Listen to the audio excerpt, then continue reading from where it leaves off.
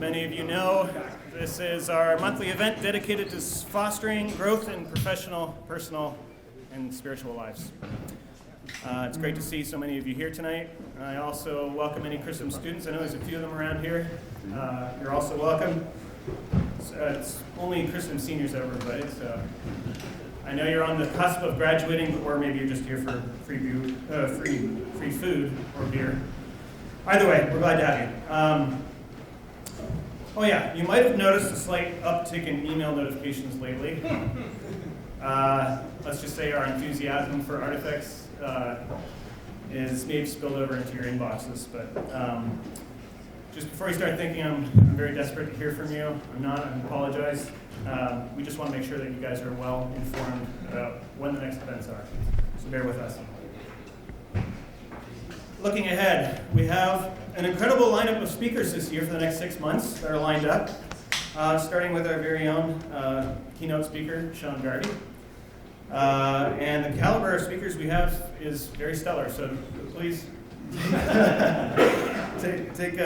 you will get plenty of information in the next months because you've already seen plenty of my emails about who that will be and when that will be. Big thank you to Crystal College for providing the venue, and of course our sponsors tonight, Lloyd, Lemon and Hale PLC. Their generosity has brought us tonight's refreshments, so please enjoy a drink on them at the bar. Peter, are you going to give a spiel? Okay, so yeah, it's not every day we get to hear from a man whose name is as refreshing as the drinks that we drink. So please welcome Peter Lemon. Yes, that's Lemon, Lloyd, Lemon and Hale. And he's here to tell us who they are and what they do. And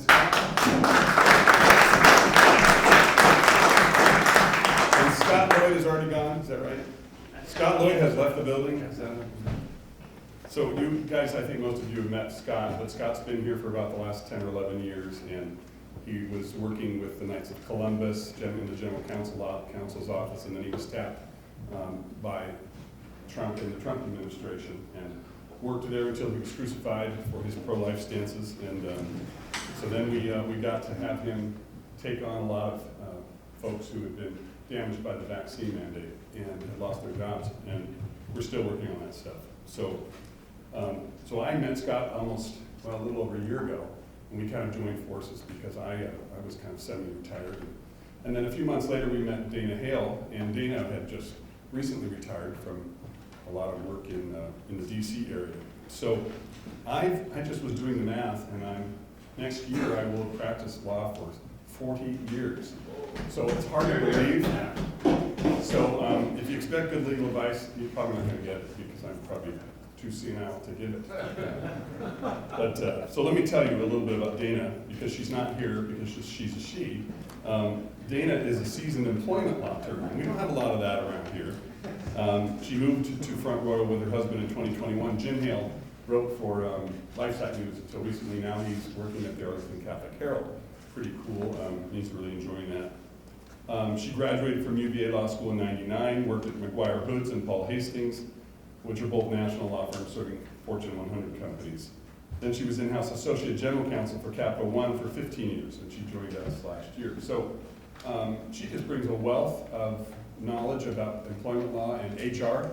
So on your tables you'll have a little. This was in lieu of her saying something, and so she's going to give you a free consultation to come in and talk about anything that you would like to talk about, including the issues and questions she raised there in that page. My little spiel I want to say about myself before I say something about Peter Schofield, who I think most of you know, and he joined us a little while back, and now he's passed the bar, and so now he's got to figure out what he wants to do as a lawyer, and we're all trying to give him different pointers, and I'm sure that's overwhelming. But I had Rob Hankin came in the other day. He rents a room in the office, and we're related. He's my son-in-law by extension or something. But Rob came in and he said, "So what's the difference? What's the deal between attorney at law and counselor at law?" Because your sign says attorneys and counselors at law. And I just loved the question. He said it was going to be a really stupid question. I said the most stupid question is the one you don't ask. So he said, okay, that's good. And I thought it was a really important distinction and one that you're probably not going to hear anywhere else. So an attorney, if you think of the Spanish, it's abogado, it's the advocate. It's the one that gets up and argues for you, fights for you, takes on a position, and that's that. And when people are running businesses or starting business or thinking about that, what they really need is to have some guidance first, and maybe even some guidance all along the way. And for someone who's had a lot of experience doing that and has seen it from the inside out, both from a litigation perspective, et cetera, they really need counseling, legal counseling. They need someone to sit down with them and kind of whiteboard where things are in the business, where they'd like to go and what they want to avoid, and then kind of guide them. So that's what the counselors are about. That comes from my own father's practice and my grandfather, who sat on the Ninth Circuit Court of Appeals, who always said, it's a pleasure to be of service, and they kind of passed that along. And so if I had a byword, that would be it. I really love doing this, and I think I love doing it mostly because you really do see how you're helping people, and I think you're helping people mainly as a trusted advisor. So that's what we're here for, and we're local, of course. We're right down the street, and if you want to get a drink, the beer museum is literally across the street. So without further ado, Peter, he wants to talk to you about a wonderful bottle of scotch that's somewhere in the room, and maybe say a word. Did you want to say a word? Just briefly, I'm Peter Schofield. I think most of you know me. Over the years, I've been a long time member here at Artifex, and I just wanted to say we have the bottle of Redbreast whiskey. There's a basket over there with cocktail napkins, or you can put in a business card, and we're going to do a raffle drawing at the end of after the talk. We'll give you all time to write your names down and put it in after the talk is over by Mr. Garvey. And if you don't, I'm going to take it home. So, now, Mr. Garvey was graduating from Christendom College when I was here as Vice President and General Counsel, Tim O'Donnell's brother-in-law, and I'm like, Sean Garvey's going to talk? So it's just extraordinary to me, and so now I have a lot of history to catch up on. So I don't know. I'm gonna take it over to you.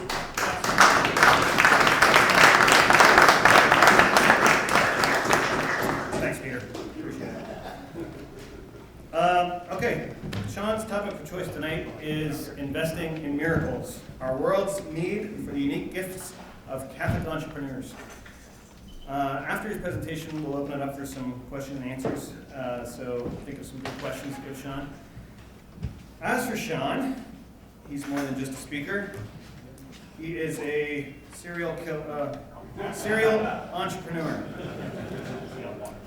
executive consultant, investor, and philanthropist with an knack for strategic business development and creating cultural institutions that last.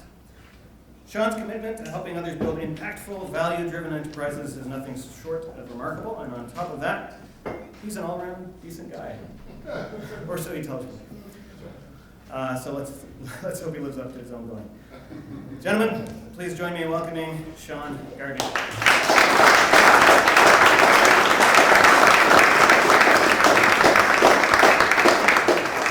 All right. Well, thanks for having me out, Ben, and Artifex gang. It's a real honor. Let me just check. I've got my flies down. Catch up on the shirt. Food in the teeth. Let's do this. Okay, so there's a very old axiom that I made up a little while ago. It says there's no such thing as a bad short speech. So to paraphrase Thomas More's last words, I am commanded by that axiom to be brief, and since I am the axiom's loyal subject, brief I will be. All right, so a little bit about me. I'm a 1993 graduate. After that, I did some stuff. I continue to do stuff to this day. And I'm currently working with a whole host of for-profit and non-for-profit entities in various capacities. And I'm currently the managing partner, which means sole employee of Virtual Advisory Services, where our tagline is, "We can get you through hell and purgatory, but paradise is up to you." The thesis, the idea I wanted to explore tonight is twofold. One is that this moment in history is especially made for entrepreneurs, specifically Catholic entrepreneurs. and that the Gospels give us a map of what answering that call will likely look and feel like for us if we choose to answer it. So, let's start with the work to be done. I'm going to start kind of controversially. The world is going to hell in a Bugatti. So hopefully, we ditched the handbasket, upgraded, and hopefully to this crowd, that's a fact as practical as potatoes, as Chesterton said. Everywhere we look, the institutions we once relied upon are captured, corrupted, and almost inverted. And that's in every sphere of life: education, healthcare, business, government, the arts, etc. Now, some people hold the view that these institutions need to be saved and revivified. I happen to be of the belief that they are beyond repair, and that what is needed is new institutions, new enterprises, using new models and new approaches. But you do you. So why entrepreneurs? So hopefully that's a pretty obvious fact. Why entrepreneurs? So to quote Liam Neeson in Taken, what very particular set of skills do entrepreneurs bring to the table so we can chase them down and kill them? So typically, if you boil it down to the entrepreneurial spirit, that's different, or skill set is, vision, the ability to see a market need where others might not see it. Two, I would say creativity, right? The ability to imagine new ways of serving that need.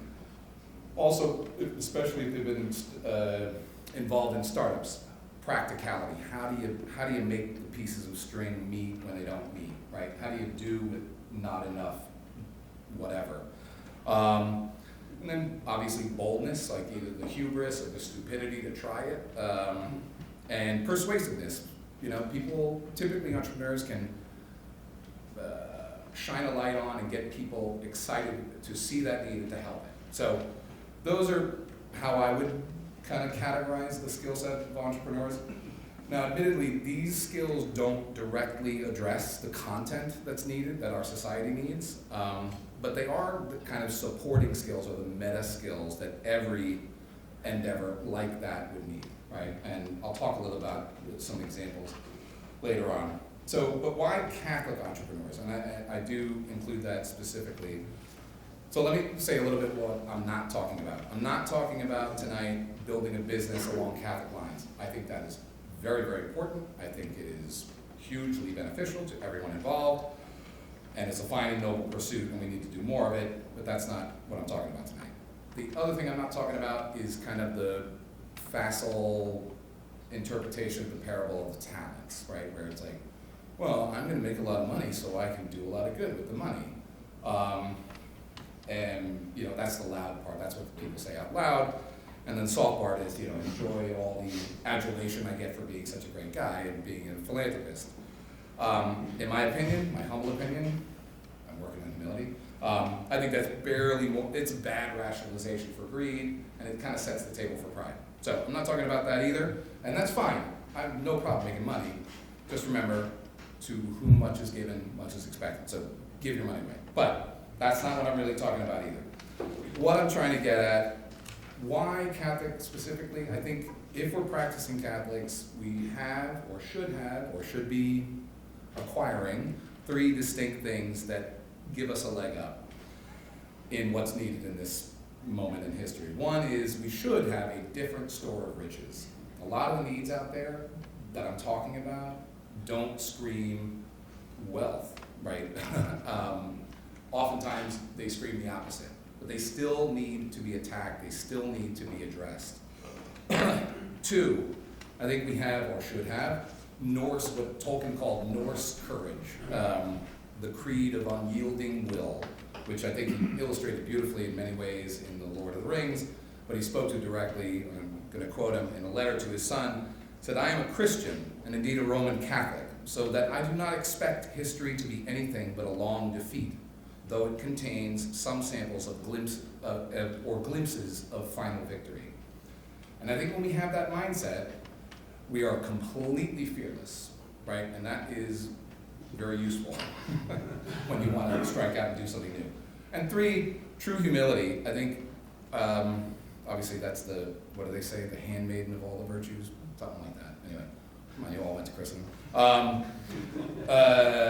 So meaning we have the ability to serve without self-seeking, without that restless self-seeking. 2, we understand that in God's scales, local and personal, no, not glorious, outweighs global or population-wide or any of that stuff.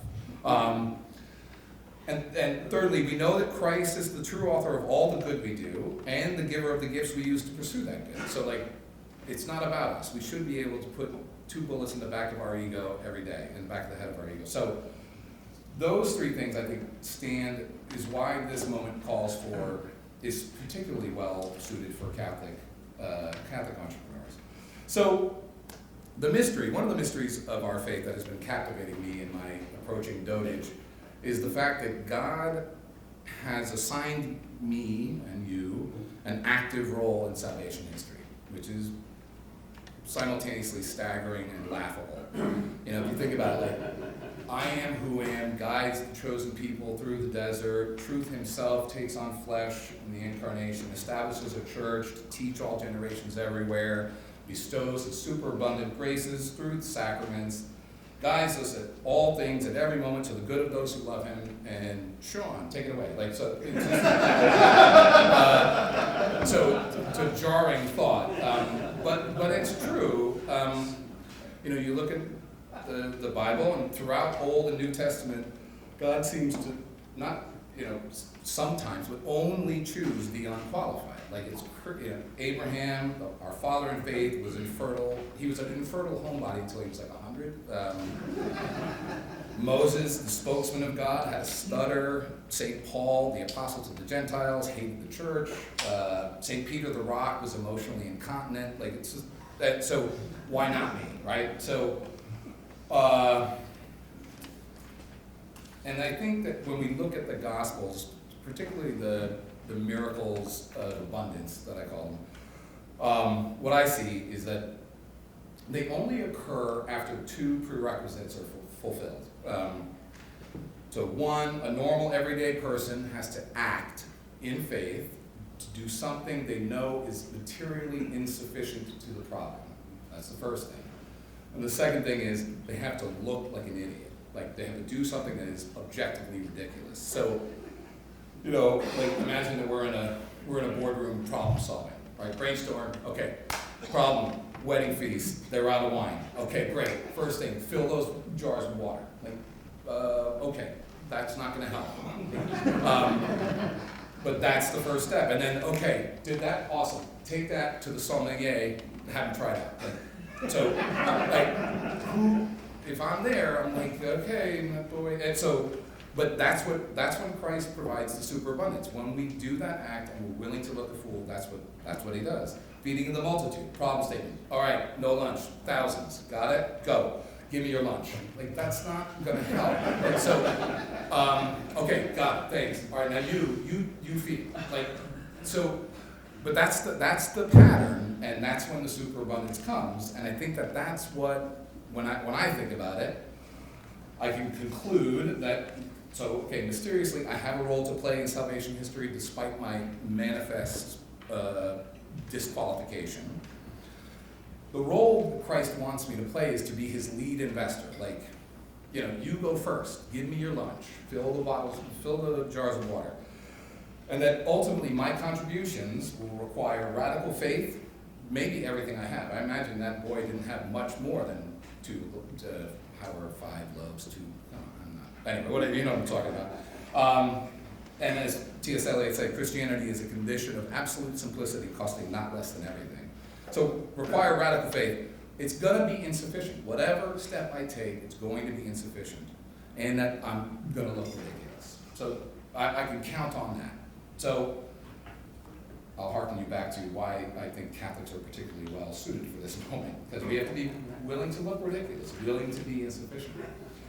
But not only do they happen in the Gospels, but there are many, many, many examples of this type of thing happening, some of which I've been influenced by, some of which I've been involved with, and I'll quickly run through a few examples. First of all, Christendom College, right? We're a perfect example.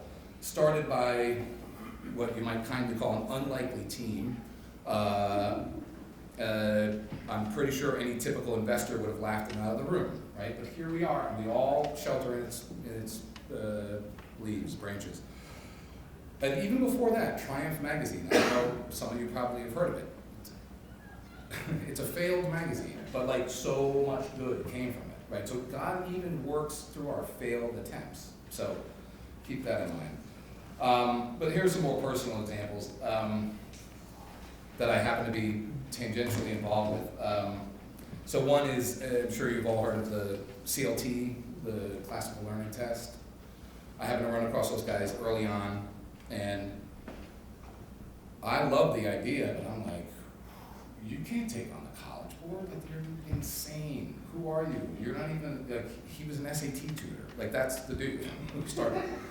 And now, like, you know, with a little bit of entrepreneurial business advice, they're at, like, I don't know, every school in the country, thousands of kids are taking that test, and they're not just helping that, they're actually defeating wokeism, DEI, they're totally end-arounding that whole monopoly that the College Board had set up, and revivifying homeschooling, and independent schooling, and classical schooling, like, so that ripple effect is just massive, like, and it was a crazy idea, but a really good one. Second one, much more personal. Some of you know I'm involved with a little Renaissance Montessori school. You know, the Montessori education in America had been taken over by secularists. All the Catholic content had been sucked out of it. It was exclusively the province of the wealthy. Like, it costs more to go to a Montessori school than it costs to go to Christendom, like today. That's the half day. But anyway. And there were no options locally for Catholic normal families. What did it start with? There was a passionate educator, Christendom grad, Elizabeth Calancini, a willing family, Mary and Will Waldron, and a converted garage with like 6 3-year-olds. And now it's thriving on a 10-acre campus with 10 plus students, whatever.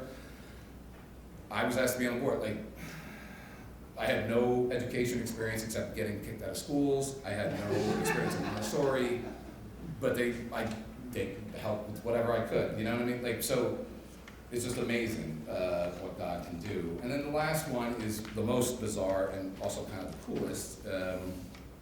In 2014, I was approached by a nice little fella after Mass near Christmas time, and he's like, I think I figured out a way, we might be able to buy this abortion clinic.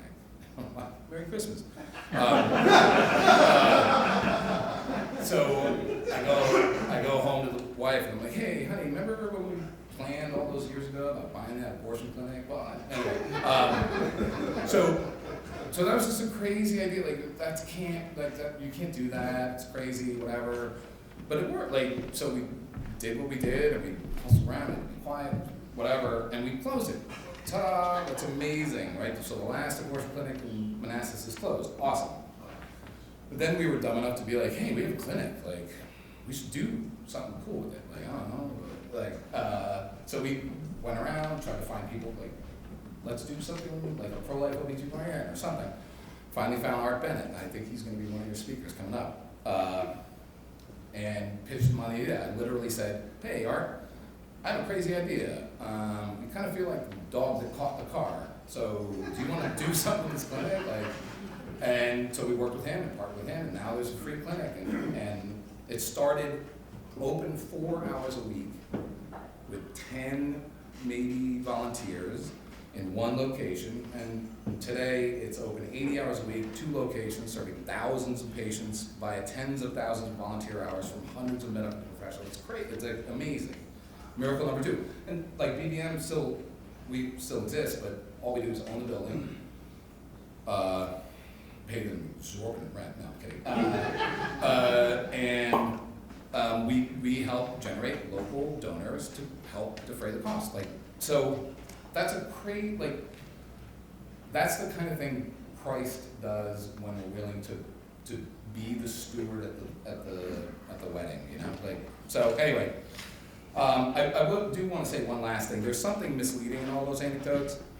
And I think it's a limitation of our language and our imaginations. Like all the words I use, all the examples I use, were worldly terms, like to paint the success of the endeavor. Like so many students, so many patients, it's large, up and to the right, whatever, we're gonna double revenues. As if that's what matters. And really, the truth is, all those endeavors are far better measured, as if you could, by the spiritual miracles happening within the people, like a family returning to the faith, a vocation found and pursued, death of despair prevented, a family provided for. Like, that's the ROI that Christ is looking for, and every one of those endeavors is festooned with stories like that. Most of them aren't known, some of them are. But that's what Christ is doing, because Christ, he provided the wine and he multiplied the loaves and fishes, not to extend the party or treat everyone to lunch. He did it to save souls, right? So, in a sense, the endeavor itself is almost secondary. Like, you know what I mean? So, that is, no, that's not everything. It's almost everything. So in conclusion, the opportunities are literally everywhere. I cannot think of an area of life that doesn't need some attention. I would just exhort you guys, find a need, or support a worthy cause that's already supporting the need. They need your entrepreneurial spirit and skills and Catholic grit. Serve it in your Catholic fortified entrepreneurial skills and experience. Be an advisor, be a board member, a volunteer operator, fundraiser, whatever. And if you're willing to be like Christ's lead investor and willing to look a fool, you'll be amazed at what God can do. So that is that. Thank you. Do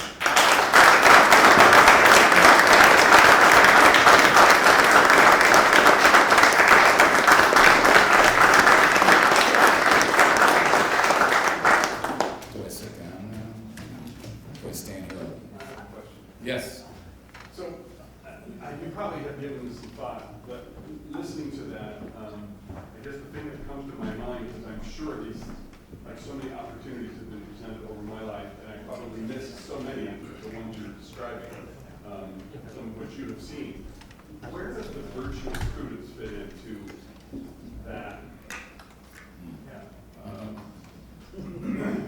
That's a good one. John, Yeah. for the benefit of the recording. Oh, yeah. So the question was, how is Peter Lemon so damn good looking? No. The question was, where does prudence fit into that calculation? If you see opportunities, there are so many, how do you not get overextended? I'm kind of speaking into it. But so prudence, I like to say prudence is the virtue that never lets you rest. Like you just, did I say too much? Did I say too little? So it's the peculiar burden of the Catholic, I think. But I also think that prudence can sometimes masquerade as a virtue covering up a lack of faith.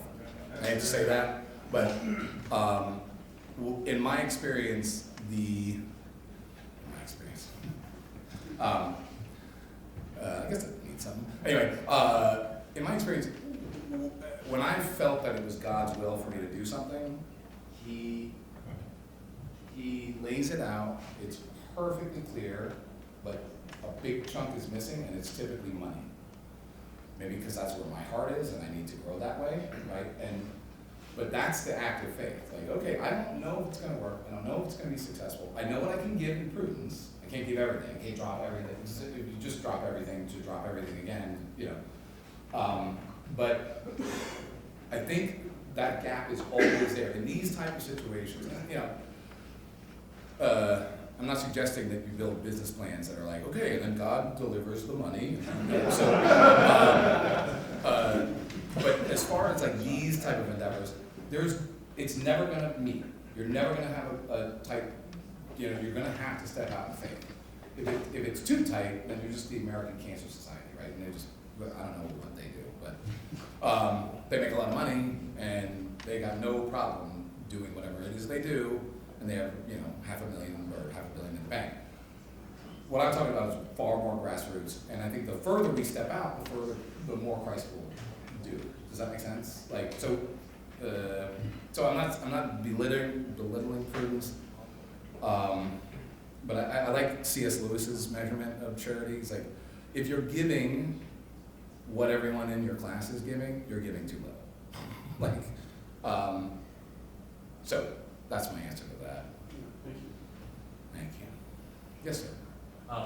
Do you have any practical advice for a young guy that has a vision, has some technical skill, and wants to put that towards business, but doesn't know a lot of business, that really just doesn't know what he doesn't know, doesn't know how to read a balance sheet, doesn't know what a balance sheet is, that kind of thing? Oh, yeah, I How do. should he Yeah. go about? So I get paid to starting? do that, so I'm not gonna, no, I'm just kidding. So I would say, do a ton of hypothesis testing. You know, like if you think it's a good product and it's a good market need, talk to everyone you think is smart and even people you don't like, and don't go looking for affirmation, go looking for I'm an idiot feedback, like that will never work or whatever. And don't ignore how the market will purchase it. That's always a bigger concern than people think. So anyway, and then surround yourself with experts. Don't be a do-it-all, like get a bookkeeper. Don't learn, don't go to QuickBooks school. You don't have to do that. Anyway, get a lawyer, all that stuff. Yes? Can I answer your question with your path? Yes. Because one of your things that you did, Yeah. and I'm surprised you didn't say it, so I'm really just helping, Okay.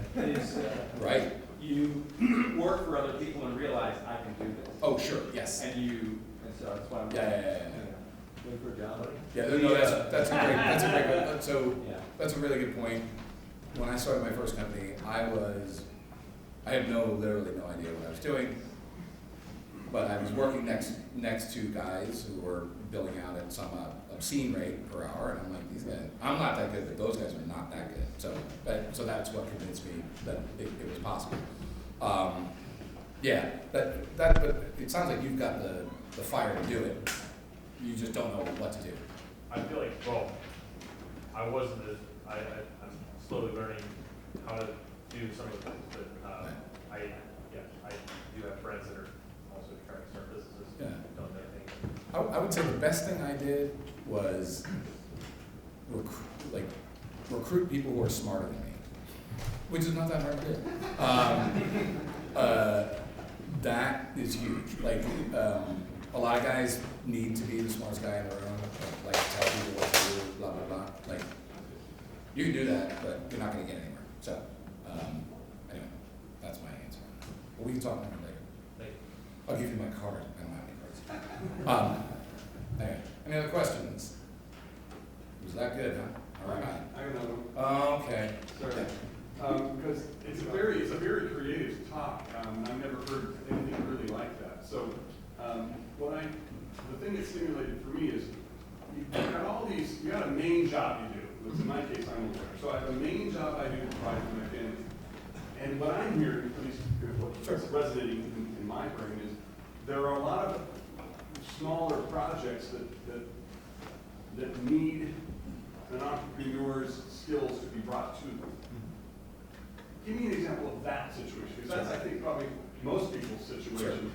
We're not an entrepreneur, and that's all we do, is help all those different projects. Yeah. Most of us have one Yeah. lane we're in, Yeah. and we're. Yeah, so I'll give you another good, so I'm on the board of Divine Mercy Care, and maybe you guys all are, Dr. Wachowski, Sevier Clinic, blah, blah, blah. So I don't know anything about babies, except making them is awesome, sorry. And I don't know anything about healthcare, there's a lot I don't know.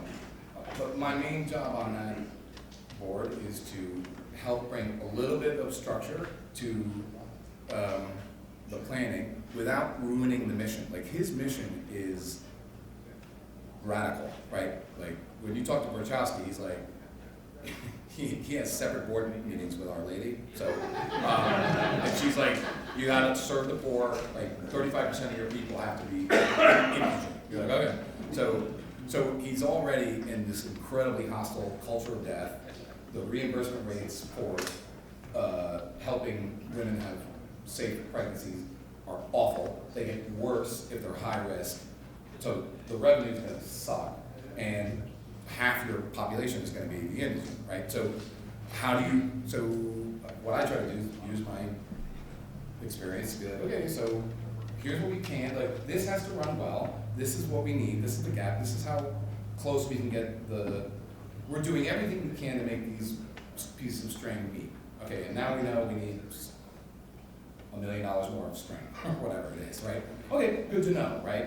And now we can go so that's a very mundane example, but like, for a doctor and a clinic director and other people, that perspective is helpful because they don't have that. Like, now that's not entrepreneurial, it's not strictly, but it's business savvy. Now, they probably could use some legal, like how do we, whatever, like so there's a myriad of problems that are practical that we can help take care of so that the mission can thrive, right? So still leave room for Christ. And like, honestly, I think, Dr. B, if we said, okay, hey, you're gonna make $10 million, but we're doing something wrong. Like, we gotta be serving more. So that's, I don't know, that might be an example. Like, but it doesn't have to be grand. It doesn't, like, you know, local, you guys are blessed with so many wonderful local schools, or, you know, they need guidance. They, you know, they're passionate teachers. They don't know how to fundraise or look at a P&L or like, so a lot of, and also this is another point, and I'm sorry to make this such a long answer, but I get paid by the word. A lot of the skills we take for granted, that we just think like, oh yeah, so you do that and then you do the next thing. That's like gold to that. Like, to a lot of the most impassioned, mission-oriented people you know, they don't know anything. Right, just think like, no, sometimes they do, but like, so even the most mundane skills that you know how to do or experience you've got is still hugely valuable to that enterprise. So don't take any of your experience for granted. It's valuable. Hey, you're welcome. Sean, very quickly, Yeah. between graduating college and starting your first business, Yeah. how much time? So I thought I covered this. I did stuff, and then I Yeah. continued. So I got out of college at a very fortunate time. This is how I got stuck in Virginia. Right. So it was right before the .com explosion. It was just at the entry of the distributed system revolution. And I kind of backed into the IT industry. And so from 93 to 96, I started as like a systems administrator, just a guy working on computers. It was like, back then, if you could fog a mirror, you could like stick around for 6 months, you could make twice as much money. I remember at first, this is a funny story. I went from an hourly employee making $10 an hour, and I got offered a salary. And I was like, oh, baby. How much? And they're like, $24,000. And I'm like, I don't even think I can drink that much. Is that possible? Like, anyway. So I was bopping around doing system administration, learning everything I could. And then right around 97, I was about to get married, and I was like, yeah, I think I want to go. My buddy had started a roofing company, and he was like, we won't put this out on the internet. He was like, he would buy a TV and write it off as a business expense. I'm like, oh, I want to do that. So that was like my like, oh, I'm a businessman now. So anyway, yeah, good time. So, and luckily my wife was raised by a fairly free spirit. She's like, yeah, now it's time to do it. We don't have any kids. So, and then I made all the mistakes in that first company, like literally everyone, which was great. Because the most valuable information in the world is what not to do. So I got the book filled, and then just right from there. So yeah, yeah. Yes, hey Greg. Yeah. So it seems that Christendom produces entrepreneurs, right? Yeah. It seems to be a trend. Yeah. So you linked it to being Catholic, and maybe that's the answer, you know. Mm-hmm. But is there something uniquely at Christendom? If you were talking to Christendom students, Yeah. something about your formation, or It's a good question. I I think for our generation, you know, I think the kids that came here, I wrote a piece in The Remnant, and I described Christendom back then as like a summer camp, like a refugee camp. You had to be cut from a cloth that was different enough, right? They were already like, okay, Notre Dame's out, I care about the faith, you're going here. I was the only kid who chose to come here. That's a funny story too. It was ironic because then they were trying to kick me out. Anyway, so I think the families we came from in our generation probably formed us a lot. I think a liberal arts education fosters that ability to think. That's how I backed into the computer. I had no idea what I was doing with computers, but like my off-time partner, Steve O'Keefe, he and I were working next to each other. I think our job was the glorious job of editing WordPerfect documents. Right? So we're like, yeah, good. But we got noticed because we figured out a way to do it faster or whatever. Basically, like he figured out find and replace or whatever. And so the director of IT was like, hey, you guys can think. Like, my staff just got all laid off. I'll train you. Would you come work for me? Like, sure. Can we smoke in there too? Anyway. So the ability to think, the ability to adjust, the ability to, I think that's a key part. And I heard an interesting theory that,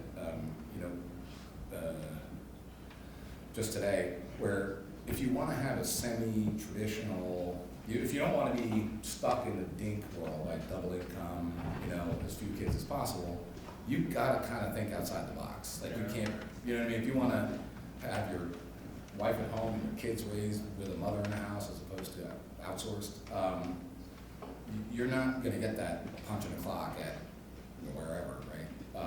No offense, punch clock, it's great work. Anyway, so maybe, I don't know. I do think there's something like that independent spirit, Yeah. and I hope it's preserved. It seems like it is, because I run across people, and they are all starting with, like, it's crazy. Do you think there was, you mentioned triumph, Yeah. And Carol, do you think there was a nearness to that endeavor and that inspiration? Oh, totally. That passion that maybe rubbed off on you? Yeah, I was inspired. My parents were lucky enough to know a lot of the Triumph founders and Dr. Carroll. I got to meet Dr. Carroll when I was like 13 years old at this thing called the Catholic Rendezvous. Another funny story, but I absolutely idolized those men, right? Because they were like that. I talked about that Norse courage. They were like, no, we're good. We're going to start our own standard, right? Notre Dame's gone the way. Fine, we're going to start. And guess what? Our dorms are going to be trailers and an old hunting lodge and and they were just like, no, this is fine because this is important, and that is unbelievably inspiring, right? So we don't need the trappings, and they absolutely every one of those guys, like Brent Bozell, all those guys, they had that fire, right? That no, I'm going to do it. Oh, it failed. Okay, I'm going to do it again. Like they don't care. So that was, I would say that rubbed off. I hope Christendom preserves it forever. I don't know how it can, but I think we're getting a little too respectable. No offense. Just kidding, Steve. Sorry. Yeah. Any other questions? I got one up here. Yes, sir.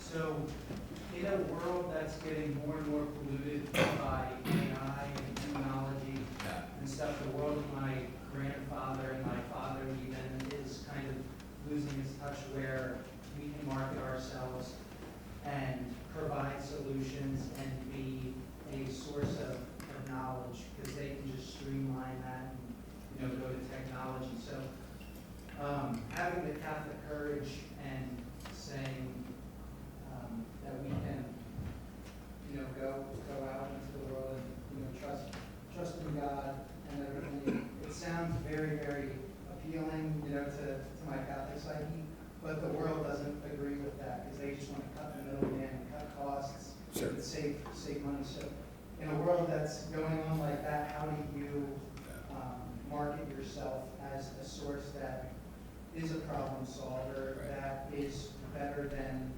some impersonal touch of technology. Yeah.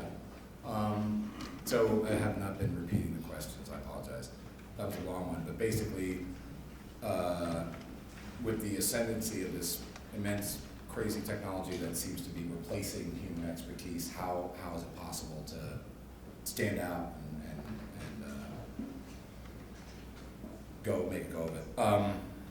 So I've been through a few Gartner hype charts. You guys familiar with the Gartner hype chart? Shauna says. So they're typically the way that technology rolls out is everyone's super pumped about it. Like it can cure cancer, peace in the Middle East. Like we're talking about social media marketing still. Anyway, so it gets super like it's going to change the world, and then it goes right down into the trough of disillusionment. And then it may or may not make it out of the trough of disillusionment as an actual technology.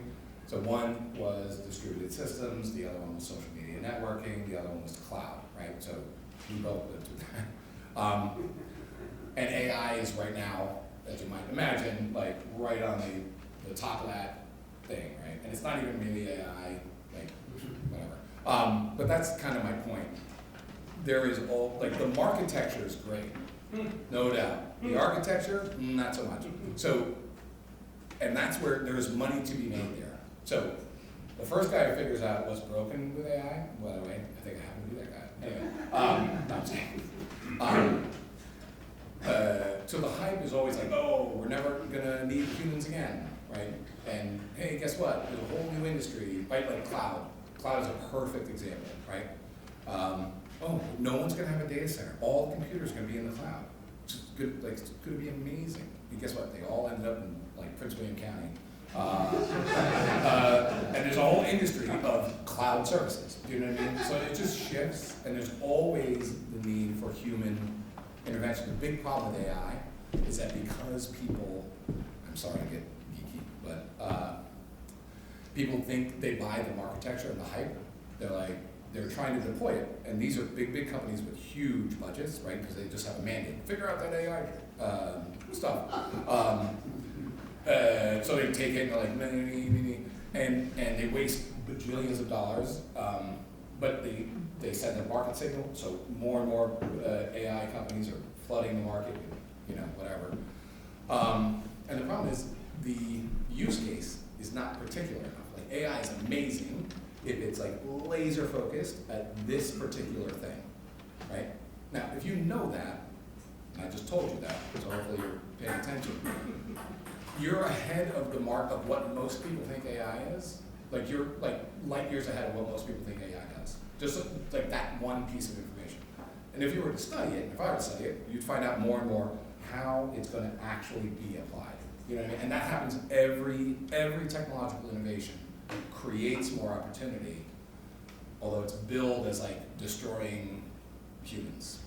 Do you know what I mean? So don't believe the hype. As Flavor Flav said. No, I'm just kidding. Anyway, so yeah, good question though. Anyway, any other questions? Yes. So when I saw the title of this talk, I thought, I don't know how to go to that because Yeah. entrepreneurs are just, Garvey. guys lots of money, they can do whatever they want with it. But I was really happy to hear that a lot of what you said is actually about things that not lose money, but it's like not making money necessarily, So, because and I'm going to be a little bit shameless here. Do it. Since this is not just about talking, but also about networking, and a lot of you live in the area here. Greg knows exactly what I'm probably going to say. Go for it, buddy. But I've had for years this idea to create a thrift store in the area. Yeah. But I'm like, how the heck am I going to do that? I don't know anything about starting something like that. Yeah. I mean, not that I'm looking for a ton of advice or anything, but just how do you, when you have an idea like that, where you're like, okay, I want to do something, but I have no idea where to start with it or what to do. How do you even start thinking about it? And by the way, this thrift store is not like, oh, I want to compete with Goodwill. Right. Or Blue Ridge Hospice or something. I want it to be a way to provide an outlet for people like me who have stuff that want to give away, and I want to give it to someone that knows they can use it well. Right. And I want it to be a organization that will support something that I love, like Right. the local parish or a French Yeah. town or something like that. So that's my idea. Yeah. But where do you start going with something like that? Okay, so the question was, Steve Pilon wants to start a thrift store. So with any idea, I think there's no shortcuts as far as like refining the idea. You really have to get particular. Think it through. What do you want it to do, right? Like, what do you want this entity to do? And a lot of people don't think about that when they start a company. Like I didn't. Like when I started my first company, I was like, I want to write my TV off. Like I told you.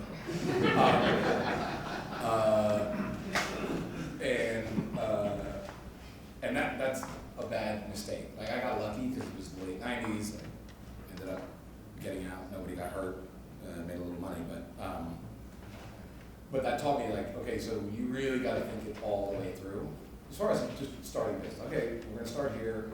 What's the need? What's the market? Who really are we serving? It's not just Steve, right? Steve, like if you just had crap you want to get rid of, it's called Craigslist. I think they solved that. But if you want to start a thrift store, like, okay, so what's it going to look like? What's going to appeal? Who's it going to attract? How's it going to attract? What's going to carry? Anything? Like, and you have to kind of map that all out and test it. And a lot of your ideas that you like, this is why detachment is so important. Like you gotta kill them. That's what thinking is for, right?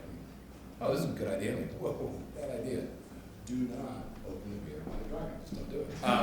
So you just gotta be willing to let go of your pet projects, right? And when I'm advising people, like a lot of people come to me like, I want to be an entrepreneur, and I'm like, if you want more money, just ask for a raise. Like there's so many more easier ways to you know, because everyone.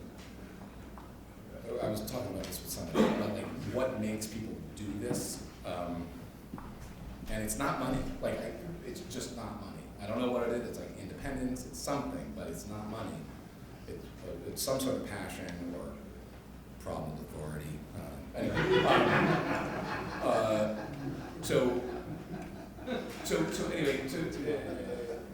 like you might have a great idea, and you may not do it. Like you may just say, "Hey, I have a great idea." Like. But I don't know how to do it. Maybe somebody else will do it. Like, I don't know. But you just got to you got to write it out. There's no shortcuts for that. And as you write it out, you'll be like, oh, that's a ridiculous idea. What was I thinking? Like, or, oh, that's pretty good. And then it might change shape. It might become something different. You know what I mean? You have to be willing to go through that process so it can take shape. Any other questions?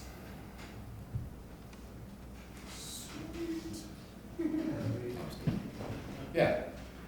So, I'm a business student. Hey. I graduated this semester, and there's a few of us around. But my question is, for graduated nursing students, where would be a great place to start cutting our teeth so that we can get those skills, and then we can, with those skills, with those talents, keep expanding outward? So the question was, I'm a Christian grad or soon to be, and where do I start? So I'll tell you what I told my daughter. Just start adulting, you know, like get a job, pay some bills. There is, at your stage, when I was graduating, I had nothing but upside as far as what I could learn. If I was open to learning, I think a lot of people get hung up on their life plan. And I know you get a lot of pressure from being fat and in college. Business thing, like, hey, where's your resume? What's your 5-year plan? 5-year plans are primarily for the amusement of God and you. 5 years later. So don't get hung like there. When I look at my own career, there was no plan. Like no plan. It was like, oh, I need a job. I got a job. And then I learned some stuff. And then the guy was like, hey, you look smart. And I'm like, you need glasses. And then, anyway, so I just took the opportunities and I tried to make the most of them. So don't get hung up on like step 1, step 2, you know what I mean? Like just start adulting. And it's gonna sound cheesy, but it's totally true. Work on your prayer life. Like God will present you with the opportunities that He wants you to have. And you'll know to step into them. So that's what, yeah. Don't worry about it. Yeah. Tack on. Mike Tyson had it, pretty good. Everybody has a plan. Everybody has a plan until you get punched in the mouth. Yeah, that's true. In the words of Mike Tyson, everyone has a plan until they get punched in the face. So, yeah, totally true. Making a plan is still a good idea. Yeah, yeah. Just But as you be all, prepared for it to Yeah. change. yeah, as long as you know it's a piece of comedy, do it. Yeah, I mean, that's totally true. Any other questions? Don't be shy. All right. Thanks, guys. I really appreciate it.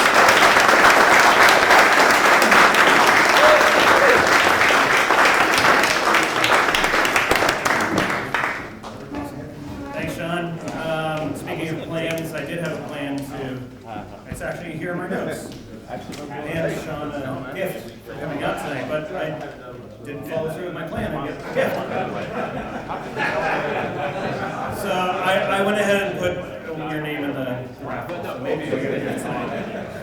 No, but sincerely, Sean, thank you for coming out tonight.